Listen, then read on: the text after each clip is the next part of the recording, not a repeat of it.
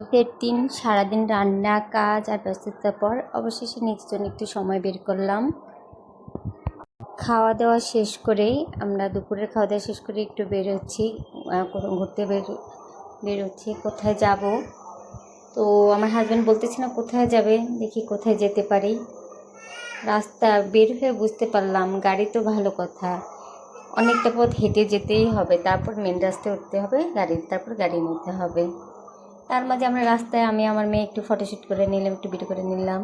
অবশেষে মেন রোডে আমরা পৌঁছে গিয়েছি, কিন্তু আমার মেয়েটার মন খারাপ, কারণ তার বাবার কোলে সে উঠতে পারতেছে না। তো অবশেষে সিএনজি পেয়ে গেলাম, সিএনজিতে উঠে গেলাম। কিন্তু এর মধ্যেই আমার ছেলেমেয়েরা ঘুমিয়ে পড়লো, কারণ তারা সিএনজিতে উঠলে আমার ছেলেমেয়েরা ঘুমিয়ে পড়ে। আবার যখন গন্তব্যে পৌঁছে যায় তখনই তারা আবার সজাগ হয়ে যায়। দেখুন তারা ঘুমাচ্ছে। ওদের এই অভ্যাসগুলো দেখতে খুব ভালো লাগে, আবার হাসিও পায়। তো আমরা এর মধ্যে বলা হয় না আমরা সংসদ ভবনে এসেছি।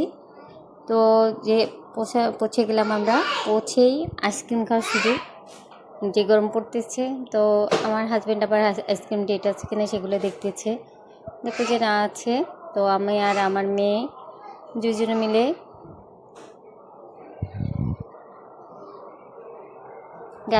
গাছে তলে বসে আইসক্রিম খাচ্ছি।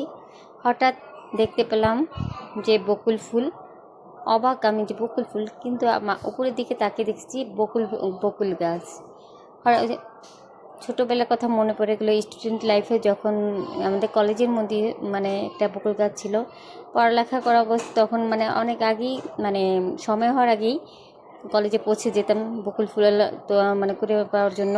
তারপরে সেগুলো দিয়ে মালা গেঁথে নিতাম অথবা বইয়ের পৃষ্ঠা রেখে দিতাম। দেখুন এই যে মালা ভালোই লাগতেছে, এগুলো আমি বইয়ের মধ্যে রেখে দেবো। তো আমার হাজব্যান্ডকে দেখাচ্ছি, কিন্তু আমার মেয়েটা মন খারাপ, কারণ তার আইসক্রিমটা তার বাবা খাচ্ছে, কারণ দেখতেছে আইসক্রিমটা ভালো আছে কি না। তো যে সেই কাজ। এরপর আমরা বের হলাম, দেখি কোথায় গিয়ে তো খেলনা দেখি আমার মেয়েটা ছুটে গিয়ে সে কোনটা কিনবে অস্থির, কিন্তু সে বলতে পারতেন যে এটা কিনবে, সব কিনবে। অবশেষে সে খেলনা হাঁড়ি পাতিল কিনেছে, হাঁড়ি পাতিল আর ছেলের জন্য খেলনা নিয়েছে। সে যেখানে যে খেলনা নেবে। আর আমার মেয়েটা দেখেছেন কান্না করতেছে, তাকে পুতুল কিনে দিতে হবে। তো তার বাবা বলল যে যাওয়ার পথে কিনে দিবে। এর মধ্যে আমরা ঘোড়া গাড়ি দেখতে পেলাম, ঘোড়া গাড়ি দেখে তুমি খুশি। আমরা ঘোড়া গাড়িতে উঠেছি, কিন্তু উঠতে অনেক কষ্ট হয়েছে, এত উঁচু। ছেলে মেয়েকে তো তার বাবা উঠিয়েছে, এখন আমাকে উঠাতে গিয়ে আমি নিচের দিকে উঠতে পারতেছি না, উপরে উঠতে পারতেছি না, পড়ে যাচ্ছি। অনেক কষ্ট উঠেছি। অবশেষে ভালো লাগতেছে। ছোটোবেলা খুব ইচ্ছে ছিল ঘোড়া গাড়িতে ওঠার, আজকে উঠতে পেলাম। তার জন্য আমার হাজবেন্ডকে অনেক অনেক ধন্যবাদ। ভালো লাগতেছে। দেখুন এই যে আমরা একটু ছবি তুলে নিয়েছি, আমার ছেলেটাও দেখতেছে এদিকে, আর আমার মেয়েটি একটু ভয় পাচ্ছে।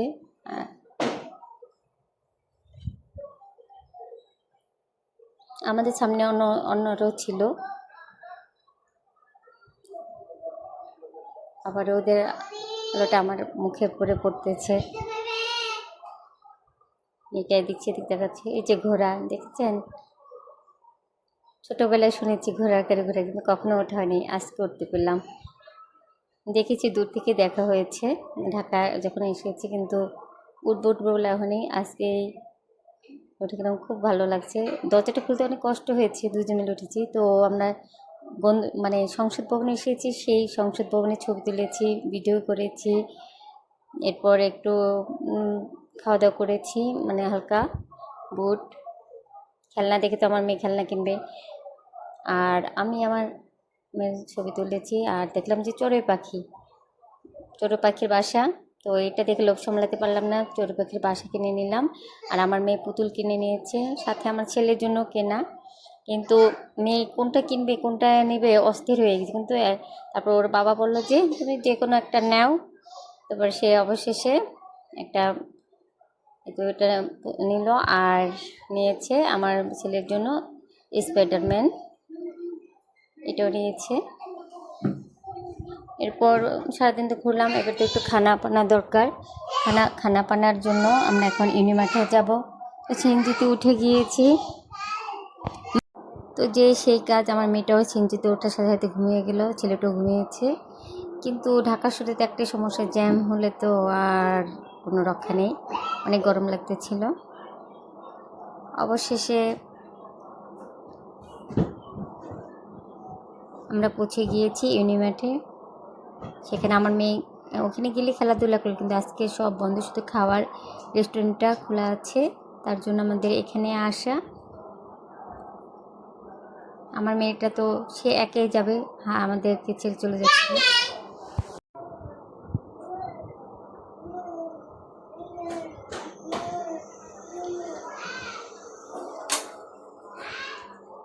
এরপর আমরা আমরা উঠতেছি তিনতলায় খাওয়ার রেস্টুরেন্ট, সেখানেই যাচ্ছি। আমার মেয়ে তার বাবার হাত ধরবে, কারণ সে তার বাবার কোলে উঠতে পারতেছে না। আমার ছেলে মেয়ে দুজনেই তার বাবার ভক্ত। আমার মাঝে মাঝে খারাপ লাগে যে আমি কি আমার ছেলে মেয়েদের ভালোবাসা পাবো না, সব তার বাবা নিয়ে নিচ্ছে। তো আসলাম এখানে, দেখি সবসময় যে ভিড় থাকে, আজকে তার কোনো সমাগমই নেই, হালকা পাতলা। তারপর আমরা হালকা নাস্তা করে নিচ্ছি, কারণ পেটটা কেমন ভরে লাগছে, দুপুরে অনেক খাওয়া হয়েছে, তো তাই হালকা নাস্তা করে এতে চিকেন ফ্রাই, ফ্রেঞ্চ ফ্রাই নিয়েছি। আমার মেয়ে ওটা খুবই পছন্দ করে চিকেন ফ্রাইটা। আমাকে বলছে কী খাবে, আমি বলছি না কিছুই খাবো না, কারণ কেমন জানি বমি বমি আসতেছে। আর